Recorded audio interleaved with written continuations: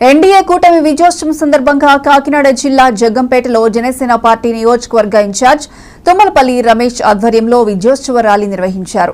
జగ్గంపేటలోని రావులమ్మ తల్లి ఆలయం వద్ద నుంచి మెయిన్ రోడ్ పురవీధుల గుండా ఈ ర్యాలీ కొనసాగింది. జగ్గంపేట మెయిన్ రోడ్లో కేక్ ను కట్ చేసి బాణాసంచా కాలుస్తూ అభిమానులకు స్వీట్లు తినిపించి సంబరాలు చేసుకున్నారు. కూటమి విజయానికి సహకరించిన ప్రతి ఒక్కరికి కృతజ్ఞతలు తెలిపారు. ఈ కార్యక్రమంలో టీడీపీ, జనసేన నాయకులు పాల్గొన్నారు.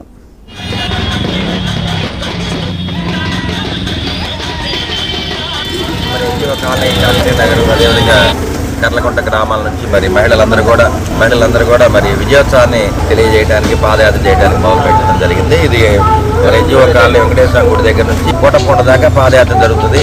ఇక్కడ మహిళలందరూ కూడా పార్టీకి అండగా ఉండి పార్టీని గెలిపించారు.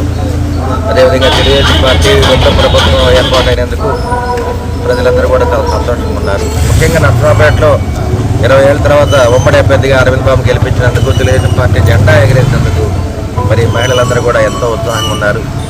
వారితో పాటు కార్యకర్తలు, నాయకులు, జనసేన, బీజేపీ నాయకులందరూ కూడా ఈ కార్యక్రమంలో పాల్గొని విజయవంతం చేయమని అందరూ కూడా ప్రార్థిస్తూ ఉన్నాము.